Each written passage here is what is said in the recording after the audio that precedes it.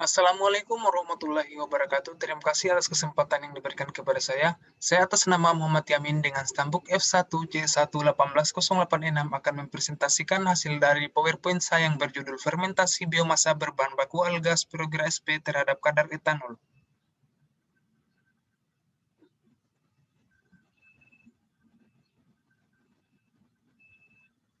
Fermentasi. Definisi dari fermentasi anaerobik adalah fermentasi yang pada prosesnya tidak memerlukan oksigen. Beberapa mikroorganisme dapat mencerna bahan energinya tanpa adanya oksigen. Skema proses fermentasi. Yang pertama adalah raw material atau bahan baku. Yang kedua, fermenter mikroba. Yang ketiga adalah produk. Raw material dan bahan bakunya adalah mikroalga, sedangkan fermenter mikrobanya adalah bakteri Saccharomyces cerevisiae dan produk yang dihasilkan adalah etanol. Pendahuluan, etanol merupakan salah satu produk hasil fermentasi dari bahan yang mengandung gula sederhana, pati atau bahan berserat lainnya. Etanol dapat diproduksi dari bahan baku tanaman yang mengandung pati atau dari tanaman yang mengandung lignoselulosa, melalui proses fermentasi dengan bantuan mikroorganisme. Saat ini, pengembangan bioetanol terpusat pada bahan pangan yang banyak mengandung glukosa, seperti jagung dan kedelai. Jika bahan bakar nabati terus-menerus dibuat dari bahan pangan, maka akan terjadi persaingan antara penyediaan pangan dan energi. Untuk menghindari persaingan tersebut, maka perlu dicari bahan non-pangan yang berpotensi untuk dijadikan BBN atau bioetanol. Salah satunya adalah mikroalga. Raw material atau bahan baku dan komposisi. Alga memiliki prospek yang sangat baik untuk dikembangkan sebagai bahan baku. Bioetanol. Alga dipilih karena memiliki kemampuan tumbuh dengan cepat dan tidak memerlukan area yang luas serta dapat tumbuh di air laut maupun air tawar. Menurut Wijaja tahun 2009. Manfaatan alga sebagai bahan baku bioetanol dikarenakan kandungan karbohidrat yang dimilikinya. Kandungan karbohidrat pada alga berbeda-beda tergantung pada spesies dan kondisi lingkungan hidupnya. Menurut Basmal tahun 2008. Salah satu jenis alga yang memiliki kandungan karbohidrat dalam jumlah banyak adalah Spirogyra sp, yaitu mengandung karbohidrat sebanyak 33-64%. Berat kering, menurut Handayani, NA, dan Arianti, D. tahun 2012. Raw material, bahan baku, dan komposisi. Ditinjau secara biologi, alga merupakan kelompok tumbuhan yang berklorofil yang terdiri dari satu atau banyak sel dan berbentuk koloni. Di dalam alga terkandung bahan organik sebagai berikut. Yang pertama adalah polisakarida, yang kedua adalah hormon, yang ketiga adalah vitamin, yang keempat adalah mineral, dan yang terakhir adalah senyawa bioaktif. Fermenter mikroba. Adapun jenis mikroba yang digunakan pada fermentasi ini adalah mikroba Saccharomyces cerevisiae yang menguraikan glukosa menjadi etanol. Saccharomyces cerevisiae merupakan jenis mikroorganisme yang memiliki tahap hidup mulai dari perbanyakan kondisi statis kemudian mati. Bakteri ini tumbuh baik pada suhu 30 derajat Celcius dan pH berkisar 4 sampai 4,5. Ciri-ciri mikroba. Kamir ini berbentuk oval atau bulat telur, ukurannya sekitar 1 sampai 5 mm atau 20 sampai 25 mm dengan lebar sekitar 1 sampai 10 mm. Yang ketiga adalah koloninya berbentuk rata, lembab, mengkilap dan halus menurut Agustining pada tahun 2012. Termasuk dalam golongan Ascomycomicetes karena dapat membentuk aksopora sedalam askus. Saccharomyces cerevisiae adalah nama spesies yang termasuk dalam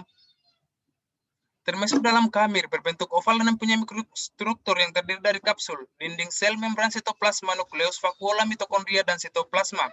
Berkembang biak dengan cara pertunasan multipolar, pembelahan tunas, dan pembentukan askospora. Pada kamir diploid seperti Saccharomyces cerevisiae meiosis dapat terjadi langsung ke sel negatif. Spora berbentuk bulat dengan permukaan halus. Metabolisme mikroba. Pada gambar sebelah kiri merupakan reaksi dari gula C6H12O akan menghasilkan asam pirufat glikolisis.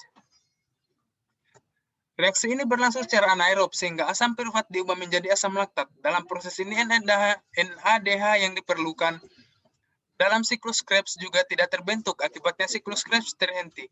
NADH di luar mitokondria dapat dibentuk dari NADH melalui proses pembentukan asam laktat dari asam pirufat.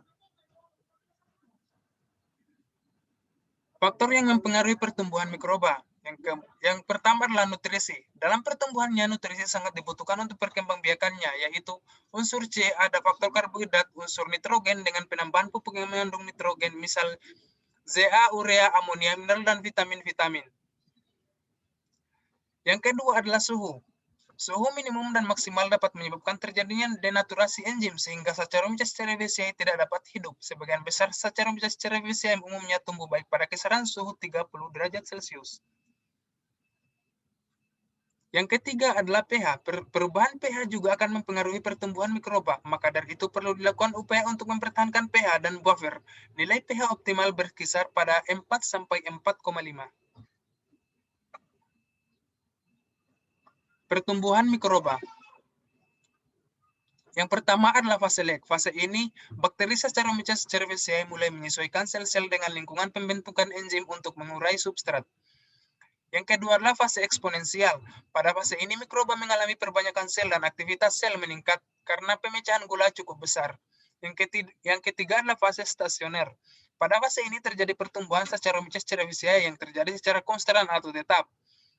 Yang terakhir adalah mengalami fase kematian. Pada fase ini, konsentrasi bioetanol yang dihasilkan semakin tinggi karena adanya proses fermentasi yang berlangsung lama sehingga konsentrasi nutrien sebagai makanan Saccharomyces cerevisiae semakin menurun. Fermenter mikroba. Kekurangan dan kelebihan mikroba Saccharomyces cerevisiae. Yang pertama, kelebihan. Adapun kelebihannya yaitu cepat berkembang biak. Yang kedua, tahan terhadap kadar alkohol yang tinggi. Yang ketiga, tahap terhadap suhu yang tinggi. Dan yang terakhir adalah mempunyai sifat yang stabil. Adapun kekurangannya, yang pertama tidak dapat memanfaatkan nitrat sebagai sumber nitrogen. Yang kedua, tidak dapat mengeluarkan protease. Dan yang terakhir atau yang ketiga adalah jika penggunaannya tidak diperhatikan, misalkan pH, sifat-sifat fisik, proses, dan lain-lain, maka fermentasi yang akan dihasilkan kurang maksimal.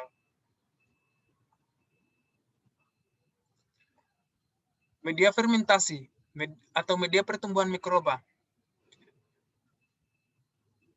Media pertumbuhan mikroba kali ini menggunakan media PDA atau potato dextrose agar.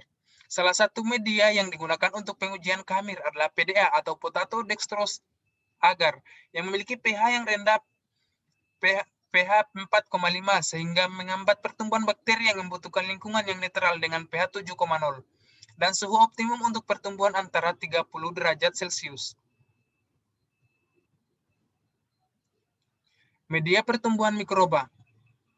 Syarat media pertumbuhan mikroba yaitu suhu. Yang kedua adalah sterilisasi. Yang ketiga adalah derajat keasaman. Yang keempat adalah susunan makanan dan yang terakhir adalah tekanan osmosis. Susunan makanan adalah unsur-unsur yang diperlukan dalam media. Meliputi air, sumber karbon, sumber nitrogen, vitamin, mineral, dan gas. Kemudian untuk suhu atau temperatur, umumnya bakteri patogen membutuhkan suhu sekitar 37 derajat Celcius.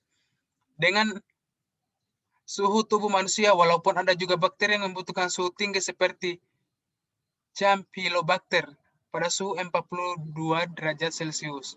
Sterilisasi. Sterilisasi merupakan hal yang mutlak dibutuhkan untuk melakukan pemeriksaan mikrobiologi karena bakteri yang diharapkan tumbuh adalah bakteri penyebab. Jadi media yang digunakan tidak steril, maka tidak dapat dibedakan apakah yang tumbuh merupakan bakteri yang dibutuhkan atau hanya sekedar bakteri kontaminasi. Kemudian tekanan osmosis. Secara umum untuk pertumbuhannya, bakteri membutuhkan media isotonik.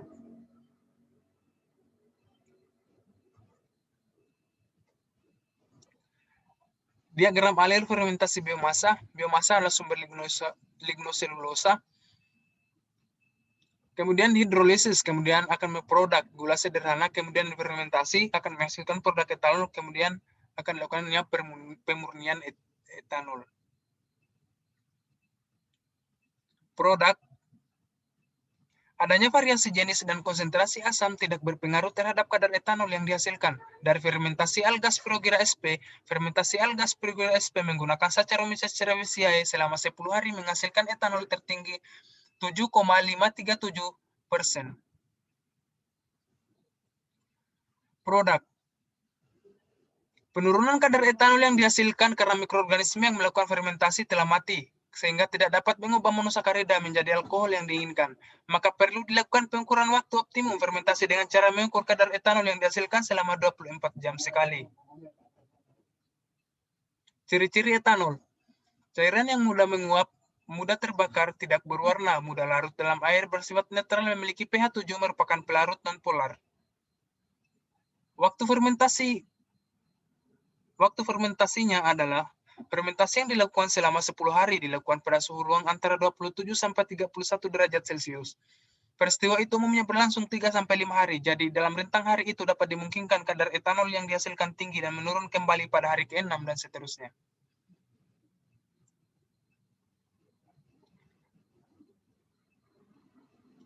Baik, itulah tadi hasil presentasi dari saya. Kurang dan lebihnya mohon dimaafkan. Wabillahi taufiq wal hidayah. Wassalamualaikum warahmatullahi wabarakatuh.